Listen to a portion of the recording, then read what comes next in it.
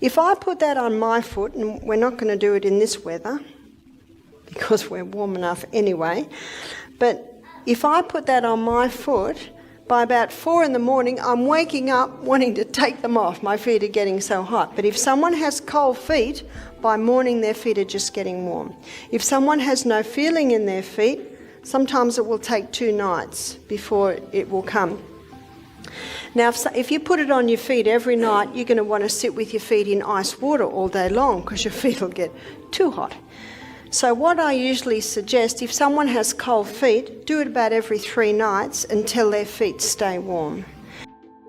Even if your feet might not appear like a complicated aspect of your body, what if they were the key to your general well-being? Your feet are extremely important to your overall health because they improve circulation and reduce discomfort. First of all, I'd say it is essential that you never let your feet go cold, since having ideal circulation is necessary for good health, and ideal circulation implies that your feet should always be at body temperature. Exercise, especially interval training, is the best treatment for impaired circulation. Hot and cold foot treatments should never be administered to someone who has lost feeling in their extremities. Soaking chilly feet in extremely hot water might cause tissue damage.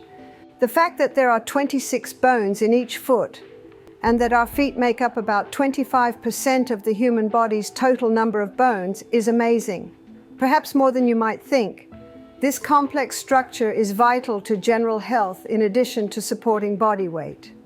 And if someone has no feeling in their feet, even then I would probably only do it every 2 nights. And of course you wait for your result. You would stop if the person has full feeling in their feet and their feet feel like they're on fire the whole time, then you would stop. So you watch the body's response, but it's very, very safe. That's very, very safe compress. Due to the linkages in reflexology, proper foot care and alignment have an enormous effect on your posture, balance, and even the health of your organs. It's high time you realize that the secret to optimal health lies in your feet.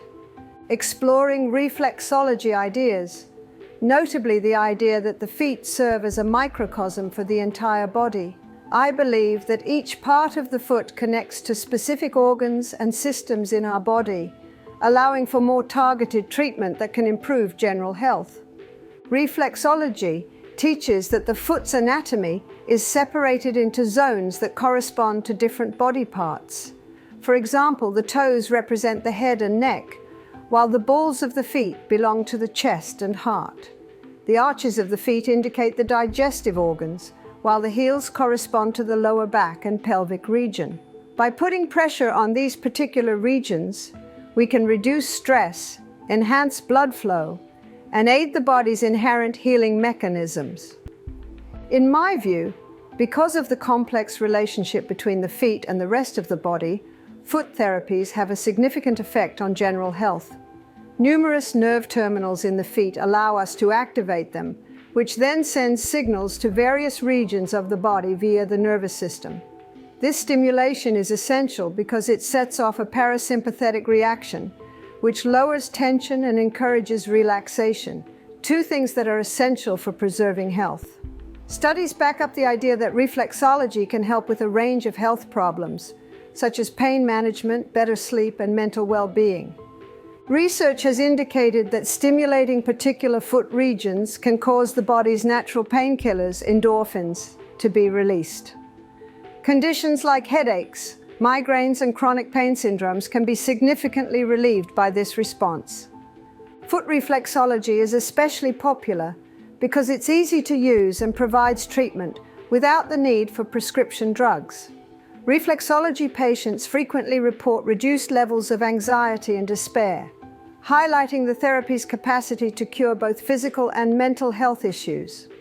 Reflexology is also regarded as a complementary therapy, which means that it can be used to augment the efficacy of traditional medical therapies. In addition, the therapy promotes lymphatic drainage, which supports the body's natural defenses and helps with detoxification. You might be surprised to learn that there's more to the foot. There is this interesting finding about the potency of onion therapy in curing chronic coughs. This technique, which has its roots in traditional medicine, is applying chopped onions to the foot. But the raw onion is used often mostly for respiratory. Now you might be surprised at where I'm going to put this, or where I'm going to suggest putting this onion that I'm chopping up, and that is on the bottom of the feet for a head cold or a chest cold. You see, the biggest pores in the whole of your body are on the soles of your feet. So what you do is you get a plastic bag thus, and you put the onion in the plastic bag,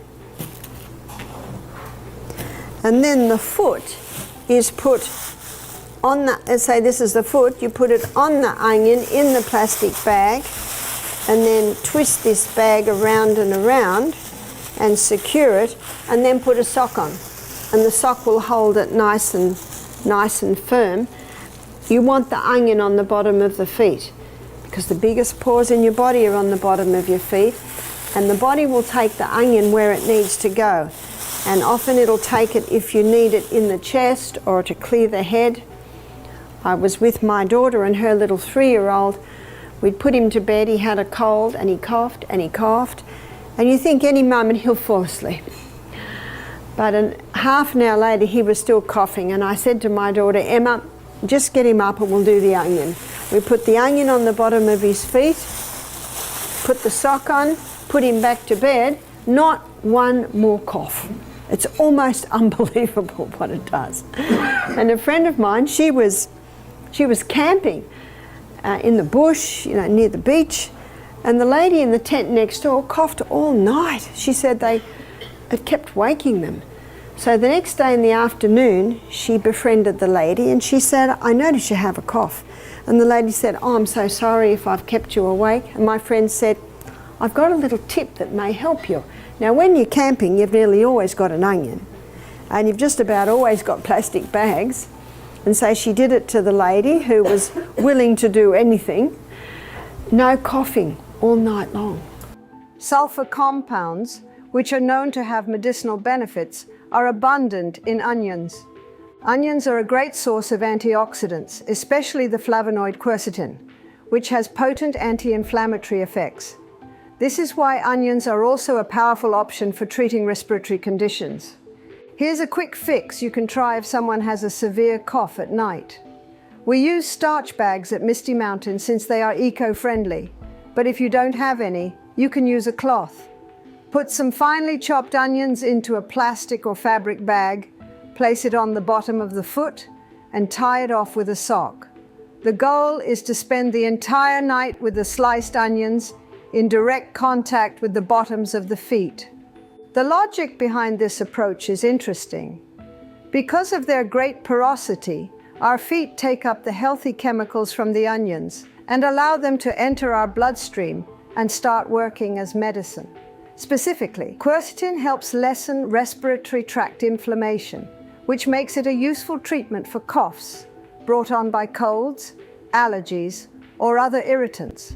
Furthermore, the sulfur-containing chemicals in onions, especially allicin, have antibacterial properties that target the germs that cause respiratory infections and coughs.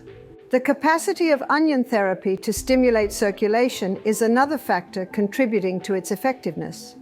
It's such a simple treatment and yet quite effective. The bottom of the feet do not get tender, it doesn't irritate. Obviously, once you take it off in the morning, you would throw it away.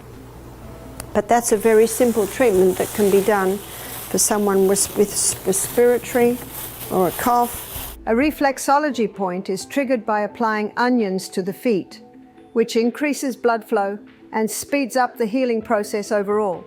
This enhanced circulation helps the body successfully fight infections and minimize inflammation, promoting respiratory health. If onions aren't enough, you might be astonished at the health benefits of cayenne peppers. I support applying foot compresses with cayenne pepper as a home remedy to improve circulation, especially for those who experience persistently cold feet. You can also use cayenne pepper to wake up areas of the body that may be sleeping. Now, we have had a few people come to our program who've got peripheral neuropathy. That means they've lost the feeling in their feet. And this is one of the side effects of chemotherapy. So we've had a few people come who have lost the feeling in their feet. And it can also be used when people get commonly cold feet. You must never allow your feet to get cold, because perfect health requires perfect circulation, and perfect circulation means that your feet are the same as the rest of your body, the same temperature. I used to get cold feet a lot till I started exercising. You see, exercise is the best cure for poor circulation, especially that interval training. But we have had many people come with cold feet, and we've had a few people come with peripheral neuropathy. They've lost the feelings in their extremities. Now, if someone's lost the feelings in their extremities, you can never do hot and cold foot treatments on them. You put cold feet into really hot water, you can damage the tissues. So you have to be very cautious with that. But you can put a cayenne pepper compress on the bottom of the feet. The primary ingredient in cayenne pepper, capsaicin, is what gives it its distinctive spiciness and a host of health advantages. By widening blood vessels, this substance promotes blood flow and helps lessen the discomfort brought on by poor circulation. Bleeding does not occur after using cayenne pepper. In fact, cayenne pepper will shut every bleeding blood vessel it comes into contact with while it is traveling through your veins and arteries. One may question how it stops bleeding blood vessels while also thinning the blood.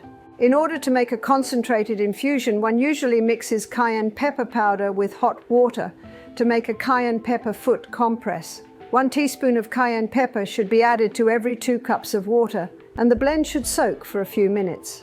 After the mixture has sufficiently absorbed, it can be applied directly to the foot by soaking a towel or piece of gauze in it. In addition to warming chilly extremities and maybe relieving discomfort from illnesses like peripheral artery disease or Raynaud's phenomenon, the heat from the cayenne pepper improves local circulation. Now, what I usually do, now you see what I've done here, I've got a piece of Glad wrap and I've got kitchen paper that's been folded over. I'm going to put a light sprinkle of oil on that, and then I'm going to sprinkle about half a teaspoon of cayenne pepper on that. And what the person does, they put their foot straight on the cayenne pepper, wrap the Glad wrap round, put it in a sock and keep it on all night. And by morning, their feet are warm and their feet stay warm. I had one man who'd lost all feeling in his feet, and on the second night, he got pins and needles in his feet. What's pins and needles? That's the first sign that life's coming back in the feet. You see, it's very, very gentle. So usually I put olive oil, and I haven't got olive oil, so I'm just going to do a little bit of castor oil here. So just a little smear of olive oil or castor oil, just enough to so that the cayenne pepper will stick. And now I just spread that over so it's spread out.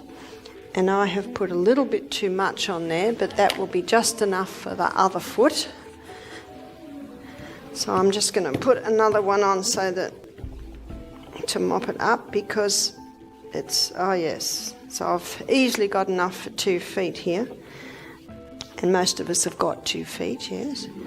And now I'm going to sprinkle the cayenne pepper on. So the oil is just so that the cayenne pepper sticks to it. Because if you didn't put the oil on, of course the cayenne pepper would just all fall off. Now this is about how much I put on. So you see that? And then the foot goes on that. It will not burn the foot. If I put that on my foot, and we're not going to do it in this weather, because we're warm enough anyway, but if I put that on my foot, by about 4 in the morning, I'm waking up wanting to take them off. My feet are getting so hot. But if someone has cold feet, by morning their feet are just getting warm. Improved circulation helps support nerve function and general foot health. Thus, people with diabetes or circulatory diseases may benefit most from this treatment. But it's important to keep an eye on how the skin reacts to the compress, because the cayenne pepper may cause an unfavorable reaction in those with sensitive skin. A patch test on a tiny section of skin can assist confirm that there isn't any irritation. Cayenne pepper improves blood flow and has a lot of antioxidants that help the body fight oxidative stress. This characteristic may improve blood vessel function and lower inflammation, improving overall vascular health. There are several advantages to using cayenne pepper foot compresses in one's routine, especially when it comes to bettering the feet's ability to regulate their body temperature, which can improve comfort in the winter. These compresses are particularly helpful after prolonged periods of inactivity, such those experienced during lengthy flights or desk jobs. In addition to increasing blood flow, the cayenne pepper compress offers a therapeutic method for releasing foot tension and encouraging relaxation. Consumers frequently describe a warm feeling that can be calming and energizing, improving the general health of their feet. It's very, very safe compress, and it can bring feeling into feet that nothing else will do. Remember what cayenne pepper does? What I like to do is I like to understand what the actives are in the herb, and then you know to apply it. And its number one most important active is it moves blood. So it's going to pull blood to the area when you've got that on the bottom of the feet. So when you take it off in the morning, you just wipe it with a wet washer, dry it, and put your shoes and socks on. Now, very important to keep your feet warm. We're coming into winter. Don't let your feet get cold, because cold feet drives cool blood back to the extremities, which can be very bad for the health of your internal organs. Then there's this amazing technique that involves absorbing garlic through the foot. It works very well for infants. Using this unusual method, thinly sliced garlic is applied to a baby's feet. Cutting the garlic into little pieces is preferable to chopping or crushing it, because the baby's sensitive skin could burn or blister from too much liquid. A lot of people say to me, I eat garlic all the time, and that's great. I think we all eat garlic all the time. But if you want to use it as an antibiotic, 4 raw cloves a day. Not everyone can take that, and if you can't take it, maybe you look at an alternative like your olive leaf extract, which is another excellent antibiotic. So what would you do for a baby? For a baby, you could slice up the onion very finely and put it in a little cloth and bind it to the bottom of their feet. And I have done this quite a lot to my little ones, which are not little ones any longer, when they were little, and my daughters do it to their children. So you get a little cloth like this and a couple of slices of very finely sliced garlic, and let's just pretend that my hand is the little foot, and you would bind it to the bottom of the foot. And then you put the bootie on, or if it's a toddler, then you put the shoe and sock on. It takes 1 minute for 1 drop of blood to go around the whole body. And in about 2 minutes you can smell it on their breath. I used to put it on my son James when he was a little bloke. He used to get a bit of bronchial things, and at the end of the day take his shoes and socks off, and those bits of garlic were yellow and dried out like little bits of dried out leather.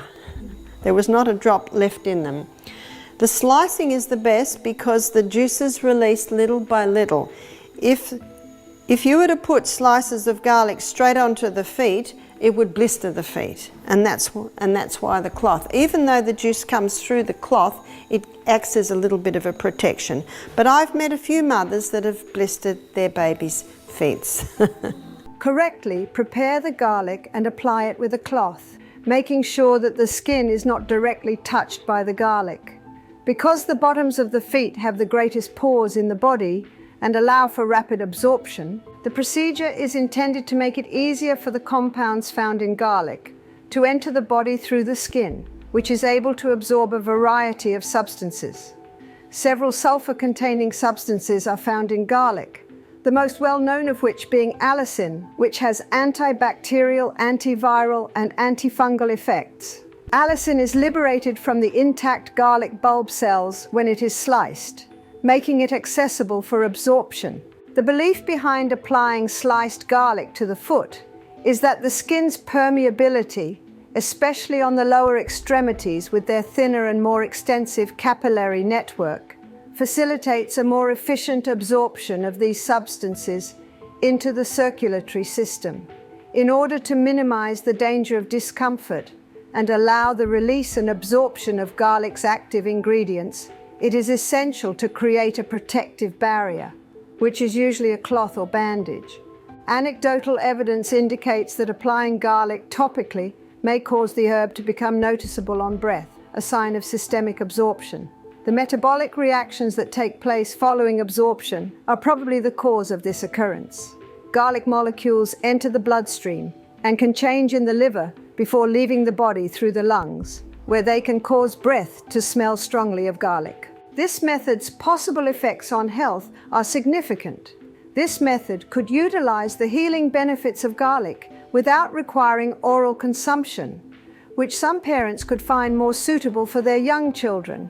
Instead, it would increase the systemic absorption of garlic. The immune system may be supported by garlic's antibacterial qualities, which could shield newborns from illnesses and improve general health. But especially with sensitive babies, caretakers need to be careful to make sure the garlic pieces are firmly in place to prevent choking dangers or allergic responses. It is important to speak with medical authorities before utilizing such therapies. This approach demonstrates the potential of herbal therapy and emphasizes the value of looking into alternate strategies for introducing healthy substances into the body. Because of the skin's function in systemic absorption, there are exciting opportunities for non-invasive natural therapies. Reduced blood circulation is the main issue here, since it might cause insufficient blood flow to the extremities, which can cause numbness and freezing. Avoid directly submerging chilly feet in hot water, since this may cause tissue injury. Rather, she suggests applying a compress made of cayenne to the soles of the feet. Numerous causes, including diabetes, hypertension, and peripheral artery disease, can cause this illness. Narrowing blood arteries reduce oxygenated blood flow, which affects foot warmth and sensory function. There are potential effects of leaving cold feet untreated. The body's capacity to adapt to temperature changes may be blocked by persistent numbness. This makes people more likely to get hurt because they might not notice wounds, blisters, or other problems until they get worse. Moreover, dryness or cracking of the skin caused by persistently chilly feet can make a person more prone to illnesses. Athlete's foot and fungal infections can also be brought on by poor foot health, especially if the cold is coupled with wetness. The relationship between systemic diseases and cold feet is another important topic. For instance, because an underactive thyroid slows metabolism and reduces heat production, hypothyroidism may be a factor in feelings of coldness. People who have thyroid dysfunction frequently experience cold extremities, which emphasizes the necessity of a thorough assessment and possible course of therapy. Compresses made of cayenne pepper are recommended as a treatment for this. Regular physical activity and other practices that encourage warmth and circulation are also recommended. Walking, stretches, and yoga are a few exercises that can greatly enhance peripheral circulation. Additionally, it's critical to wear appropriate footwear that provides comfort and insulation if you want to stay warm, especially in colder climates. There are other dietary considerations to consider. Eating meals high in antioxidants, omega-3 fatty acids, and healthy fats helps improve circulation and cardiovascular health in general. Nuts, seeds, fatty fish, and green leafy vegetables all improve blood flow and may help treat the symptoms of cold feet. It's also advisable to stay out of cold places for extended periods of time. The negative effects of cold can be minimized by taking preventative steps like using heating pads and wearing thick socks. Even while feet have a major role in overall health, traditional medical approaches frequently ignore them. However, because the feet have a rich network of nerves and reflex sites that correspond to different organs and systems, foot therapies can address a wide range of illnesses. It is advised to use a variety of compresses and poultices to improve foot health. For instance, using a castor oil treatment on the feet is highly recommended due to its ability to reduce inflammation. Something else I'm going to do early in our lecture is castor oil compress, so that you can see how it soaks in. It can take nearly half an hour to soak in. Now, castor oil penetrates deeper than any other oil, and wherever castor oil penetrates, it breaks up lumps, bumps, congestion, adhesion. It will break up a bone spur. If the bone spur has been there 3 years, it may take 3 months to break it up. If it's been there 3 months, it may take 3 weeks. If it's been there 3 weeks, it might only take 3 days. So it all depends how long it's been there. But the key is consistency. Now, this is really not a poultice, it's a compress. And as a compress, it's not drawing anything out of you. It's a vehicle. This little pad is a vehicle to hold the oil. So what you do is you put a circle on in the middle. If it's winter and a person's got a congested chest, obviously you'd make a little bit bigger for that. You may then put a hot water bottle on, and that would help to warm up your poultice. Mostly the body will warm it up, but if the person's got a cold and they'd like it to be warmed quickly, you can do that. It can be used on the abdomen for constipation.